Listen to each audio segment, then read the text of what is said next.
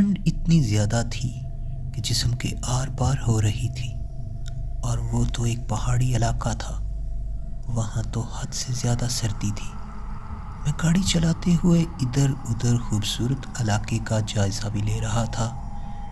میں اس پہاڑی علاقے میں پہلی بار آیا تھا، اس لیے ابھی تک میں قدرتی حسن سے ناآشنا تھا۔ شہر سے میلوں دور یہ پہاڑی خوبصورت علاقہ واقعی بہت خوبصورت تھا۔ خوبصورت لمبے لمبے درخت، پہاڑوں کی تہہ پر جمی سفید برف اس علاقے کی خوبصورتی میں چار چاند لگا رہے تھے۔ میں اپنے ایک دوست کی شادی پر جا رہا تھا، حالانکہ میرا ایسا کوئی ارادہ نہیں تھا، مگر اس کی حد سے زیادہ اصرار پر مجھے مجبوراً یہ فیصلہ کرنا پڑا۔ سڑک بھی سنسان تھی، ہر طرف خاموشی نے قبضہ جما رکھا تھا۔ پرندوں کی چہچہاہٹ اس خاموشی کو توڑنے کی ناکام کوشش کر رہی تھی۔ اچانک بیچ سڑک پہ میری گاڑی بند ہو گئی تو مجبوراً مجھے گاڑی سے نیچے اترنا ہی پڑا۔ میں کوئی پروفیشنل مکینک نہیں تھا، لیکن گاڑی کی چھوٹی موٹی پلمبرز بڑے لمبے وقفے کے بعد بہرحال میں ٹھیک کر ہی لیتا تھا۔ مگر اس دن عجیب بات یہ ہوئی، گاڑی کی بظاہر ہر شے ٹھیک تھی، کہیں کوئی بھی خرابی نہیں۔ پھر گاڑی بند ہونے کی وجہ میری سمجھ سے تو بالاتر تھا۔ کافی دیر جدوجہد کرنے کے بعد میں اس نتیجے پہ پہنچا کہ گاڑی میں کوئی بڑی خرابی ہو گئی ہے، جو میں تو اگلی 100 زندگیوں تک بھی ٹھیک نہیں کر سکتا۔ اجنبی علاقہ تھا، اجنبی رستے تھے، میں تو یہاں کسی بھی شے سے واقف نہیں تھا۔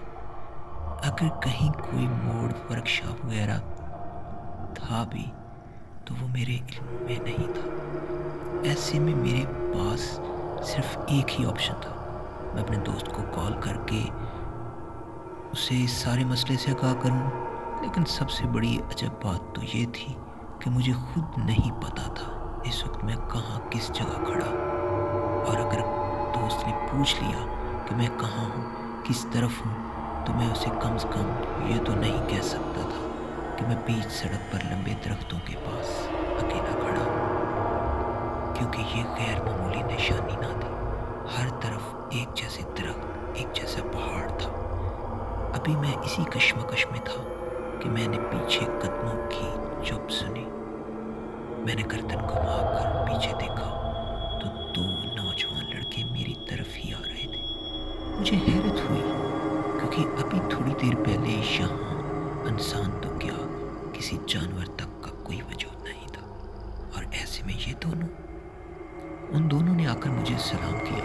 سلام کا جواب دینے کے بعد انہوں نے گاڑی کا مسئلہ پوچھا تو میں نے بھی بے اختیار انہیں بتا دیا۔ پھر میں ان میں سے ایک لڑکا گاڑی چیک کرنے لگا، اور حیرت کی بات یہ تھی 2 منٹ میں گاڑی بالکل صحیح سلامت ہو گئی۔ اس نے کہا، بھائی آپ کا نام کیا ہے؟ میں گاڑی ڈرائیو کر رہا تھا، وہ دونوں لڑکے پیچھے بیٹھے ہوئے تھے۔ انہیں بھی اسی علاقے تک جانا تھا جہاں میں جا رہا تھا۔ انہوں نے مجھ سے لفٹ مانگی۔ اب انہوں نے میری گاڑی کا مسئلہ حل کر دیا تھا، ایسے میں ان کو انکار کرنا انسانیت کے خلاف تھا، اس لیے میں نے ان دونوں کو لفٹ دے دی۔ میں نے بتایا، کشف علی، میرا نام احمد ہے اور اس کا نام آصف۔ اس لڑکے نے خود ہی اپنا تعارف کرایا۔ آپ اس گاؤں میں پہلی بار یہاں آ رہے ہیں؟ احمد نے ایک اور سوال کیا۔ میں نے کہا، ہاں۔ ایک تو میں انہیں جانتا بھی نہیں تھا، اور دوسرا اس سنسان سڑک پہ وہ دونوں کچھ بھی کر سکتے تھے میرے ساتھ، مجھ پر حملہ کر کے میری گاڑی بھی چھین سکتے تھے۔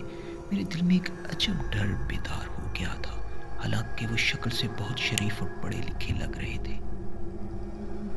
اب کار میں بالکل خاموشی تھی، نہ انہوں نے کوئی سوال کیا اور نہ ہی میں نے خود سے کوئی بات شروع کی۔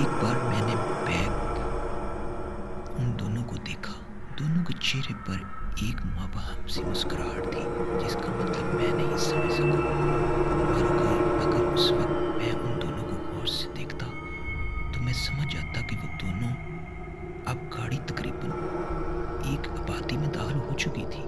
وہاں پہاڑوں کے اوپر پتھروں سے چھوٹے گھر بنے ہوئے تھے، لیکن کوئی انسان دور دور تک بھی مجھے کہیں نظر نہیں آیا۔ شاید سردی کی وجہ سے اندر چھپے بیٹھے ہوں، میں نے خود اپنی طرف سے اندازہ لگایا۔ آبادی بھی کوئی اتنی زیادہ نہیں تھی۔ پھر میں گاڑی ایک قبرستان کے پاس والی سڑک پہ گزارنے لگا۔ دور دور تک پھیلا قبرستان اپنے اندر ایک وحشت کا سما لیے ہوئے تھا۔ وہاں لاکھوں لوگ اپنی نیند سو رہے تھے۔ اس لڑکے نے مجھ سے پوچھا، آپ کو قبرستان سے ڈر لگتا ہے؟ میں نے کہا، نہیں تو قبرستان سے بھلا ڈرنے کی کیا بات ہے؟ یہ بھی تو ہماری طرح کے انسان ہی تھے، اور یہ ہمیں کچھ نہیں کہہ سکتے۔ میں نے سنجیدگی سے جواب دیا، نہیں، قبرستان ایک عبرت اور وحشت کا مقام ہے، یہاں ہر انسان کو ڈرنا چاہیے۔ وہ پراسرار انداز میں بولا، نہیں، مجھے تو کوئی ڈر نہیں لگا قبرستان سے، اور نہ ہی کبھی میرے ساتھ کوئی ایسا واقعہ پیش آیا ہے جس وجہ سے میں قبرستان سے ڈروں۔ آپ کے ساتھ پیش نہیں آیا؟ کسی کے ساتھ تو پیش آیا ہوگا نا۔ قبرستان میں خطرناک روحیں ہوتی ہیں۔ وہ اپنی بات پہ ڈٹے ہوئے تھا، اور میں نے بے اختیار ایک کہکا لگایا، یہ سب روحیں بھوت وغیرہ فلموں ڈراموں میں ہوتی ہیں، اصل زندگی میں نہیں۔